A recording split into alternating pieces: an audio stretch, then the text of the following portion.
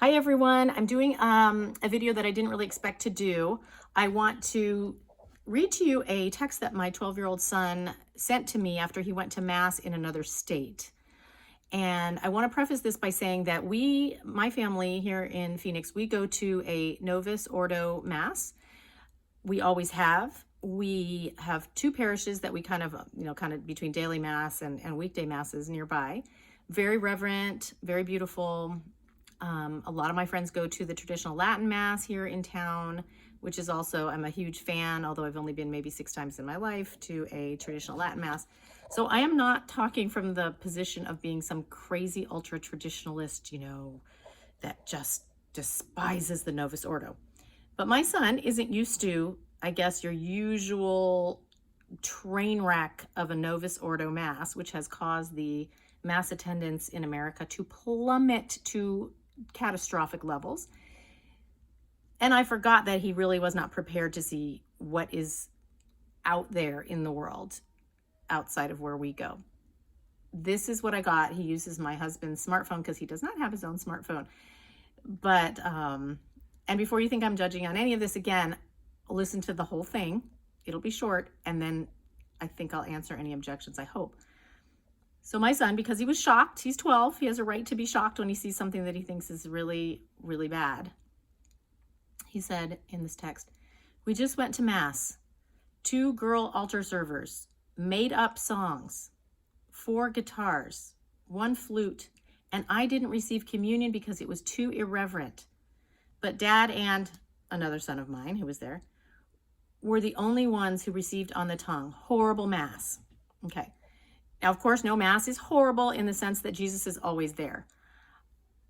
But the fact that Jesus is there means we need to be reverent, and we need to, I think it's Taylor Marshall who had said something like, we put him in the most beautiful setting that we can.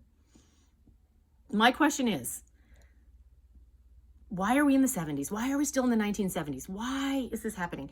He told me later that the guitar players, these 4 guitar players, get up and walk around and talk while mass was going on. He said the crucifix was off to the side, some weird crucifix. People were talking before and after. It was a mess. This is 1970s stuff. This is awful. I can't believe it still goes on. I know it still goes on. I know it's still probably the norm. God forgive us. The deacon who gave communion to my other son apparently was shocked that he wanted to receive on the tongue, and then finally said, oh, like he remembered like a bygone era, maybe where people did things like that. Because in our Novus Ordo, we kneel and we receive on the tongue. Routinely, there are veils because some women want a veil, some women don't. That's fine. But this was a shock to him as a 12-year-old. And it's sad because I think of the opposite. If we say that this attracts young people or that this is the wave of the future, which really it's the past because it's hippie 1970s stuff, then why are the numbers just cataclysmic of mass attendance and keeping the faith? If the reverse had happened, you might find something different. Take a Novus Ordo kid, like someone who goes to this train wreck of a parish in suburban Atlanta, and bring him to Europe and have him walk into a church in old Europe. Absolute awe. That child would probably be staring, gasping. I mean, we gasp when we walk into beauty, right? We gasp. It brings our minds immediately up to heaven, not like down to like Woodstock or something. So we know that the opposite happens. That's why people go to these cathedrals and these just regular churches that the poor used to build here in America, which is gorgeous, gorgeous artwork to bring our hearts and minds up to Jesus and up to God in his heaven. And so we know it works the other way, where if we had gone to some hippy dippy mass all the time, and then if my son had gone to Europe, he would have texted me, these churches are gorgeous. He would have sensed a reverence there. So we know that this is repellent to anyone who's been around beauty. There was an article, I don't remember if it was Catholic World Report or Crisis Magazine, but a high school teacher had sent his teenage boys at a boys' Catholic school, I think it was, just as an assignment to go experience either an Eastern Rite Byzantine or a Latin Mass, and then write about the difference between that and their regular parishes. To a man, those boys were just in awe of what they saw, the beauty of what they saw in a Latin Mass or in an Eastern Rite. Now, people might object, but, Jesus we can worship him anywhere. People worship him, what about World War II in the middle of war? Or what about poverty-stricken nations? And to where I would say, well, that was suburban Atlanta, and we're not at war. That was not the forest of, Germany somewhere on the back of an army jeep. And even those were more reverent. Even those masses were more reverent. Oh, my goodness. We're not at war.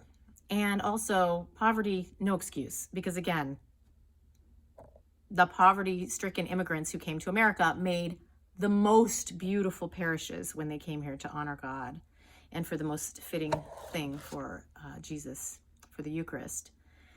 So anyway, my son didn't realize that things were like that. And he didn't know. He thought he shouldn't receive because he was so shocked by it. Of course, he could have received, but he was just so shocked. And so what I just want to say is there's really no excuse for this. And I want to say shame, shame, shame. I'm sorry, shame on the U.S. bishops who allow this, and shame on these priests who are stuck in the 70s for whatever reason. And I don't want to go into why that might be. But these same bishops are, especially the one who ran Atlanta for a long time, Wilton Gregory. He's now in D.C. He's going to be a cardinal. Whew, he loves James Martin. He likes the Lavender Mafia. Anyway, he's cracking down on the TLM. He may forbid the TLM in D.C. soon. Anyway, that's who was running Atlanta for a long time. I'm sure there are great parishes around Atlanta. I used to live in Atlanta before I was reverted and understood about reverence. But even then I knew what beauty was, and I knew that there was something desperately wrong with the parishes that I was going to sporadically. One last little story. This same weekend, I heard from someone that I know, a young man who, I don't really talk about the faith that much to him, but I know he's Catholic. He stumbled upon a Latin Mass in his community. And he told me, I couldn't believe how many young people were there. And he was in awe. Okay? That's what happens when you stumble into something beautiful, something that is done reverently, as opposed to my 12-year-old stumbling into a typical Novus Ordo 1970s type Mass that is not giving glory as it should, as we can, to Jesus. So anyway, come on, bishops. What is up with you guys? All right, I'll stop there. But everyone have a great week. See you soon. Bye.